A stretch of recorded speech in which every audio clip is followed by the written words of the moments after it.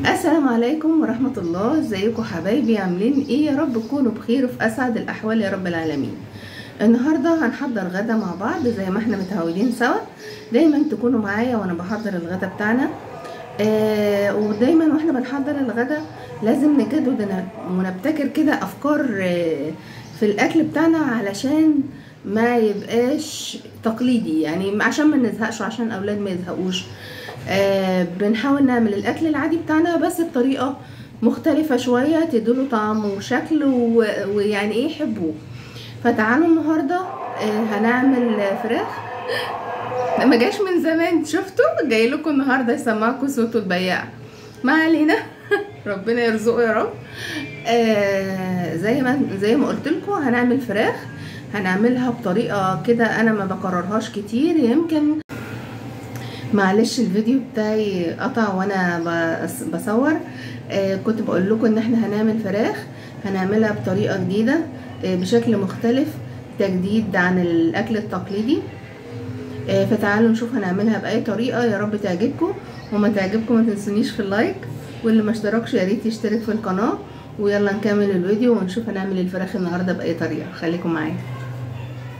زي ما انتم شايفين معايا كده انا مجهزه الفراخ بتاعتي ومقطعاها قطع، ومعايا هنا بصل مبشور وطماطم متقطعه وفلفل اخضر، وممكن نضيف كمان فلفل حراق لو موجود. انا مش موجود عندي النهارده فلفل حراق للاسف، فهزود شطه حمراء مع البهارات بتاعتي. هنا الفراخ زي ما قلت لكم متقطعه ونضيفه وزي الفل. هنبدا دلوقتي نجهز الغدا بتاعنا او هنجهز الطبخه بتاعتنا، وهتشوفوا معايا الخطوات واحده واحده. خليكم معايا. هنا زي ما انتم شايفين حطيت الحله على النار، هنضيف شويه من الزيت وهنسيبه يسخن معايا. وبعد كده مش هنضيف اي حاجه للزيت بتاعي، مش هنضيف اي بهارات عطريه ولا مستكه ولا اي حاجه، يعني ايه مجرد شويه زيت هيسخنوا على النار. هناخد بقى قطع الفراخ بتاعتي وهنضيفها كده الزيت بعد ما تسخن، نديلهم تشويحه كده.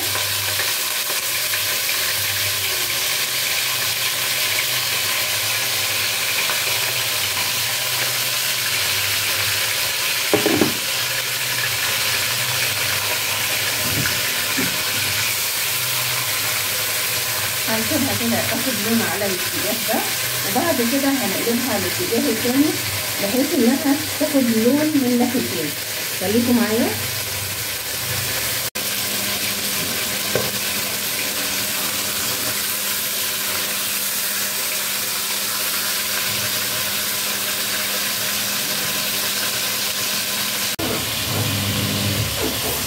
هنا زي ما انتم شايفين كده قلبتها على الناحيه الثانيه برضو ايه علشان تبقى خدت صدمه من ناحيتين زي ما انتم شايفين معايا كده. وبعد كده هشوف انا هعمل بقى الخضار بتاعي. هضيف اول حاجه البصل، نقلبها مع البصل كده والفلفل. هنسيب الطماطم شويه مش هنضيفها دلوقتي، هنقلبها مع البصل والفلفل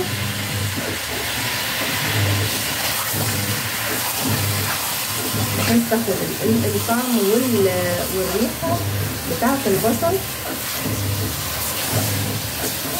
زي ما انتم شايفين معايا كده. اقلبها لحد ما احس ان كل الحاجات اندمجت مع بعض. معلش انا مشغله الغساله فايه صوتها باين معايا في الفيديو.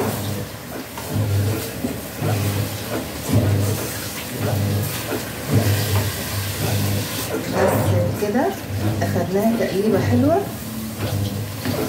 تمام. هنضيف بقى البهارات بتاعتي.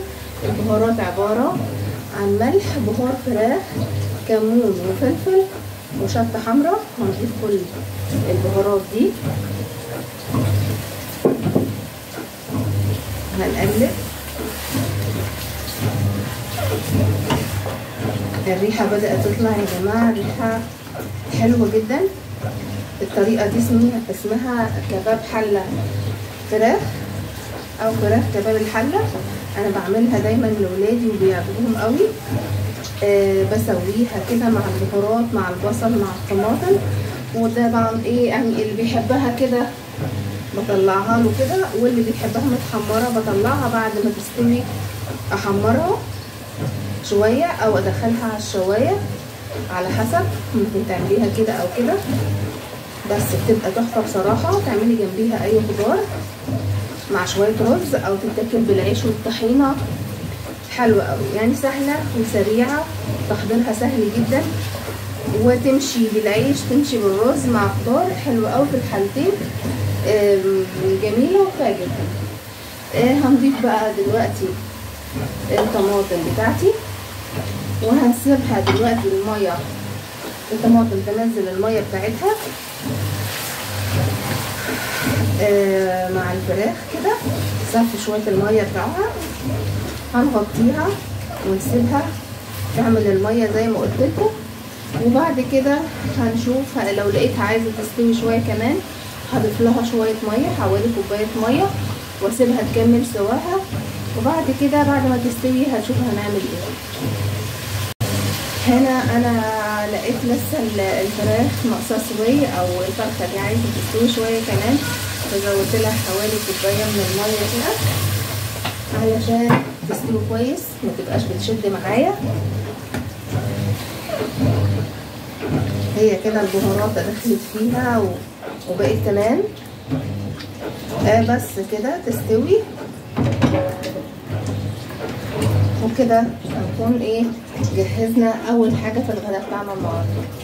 هنا زي ما انتم شايفين معايا كده الفراخ زي ما انتم شايفين كده، ثواني هنا ما عادش فيها خلاص ميه كتير او مرقه من اللي بتنزل منها، ما عادش ميه كتير، سبتها لحد ما استوت وبقت تمام. هنا ولعت على الرز، عملت معاها رز ابيض، وعملت ملوخيه لسه، بس هعمل لها انا عملت الملوخيه معاكم قبل كده، لسه هعمل لها بس الدقه الاخيره ونكون كده خلصنا الغدا. الفراخ دي ممكن نقدمها كده زي ما هي، وممكن نحمرها على الشوايه او نقليها في شويه زيت زي ما انتوا تحبوا. ونكون كده خلصنا تجهيزات الغدا بتاعتنا، مش فاضل غير ان احنا نقدمه ونشوفه في الشكل النهائي بتاعه.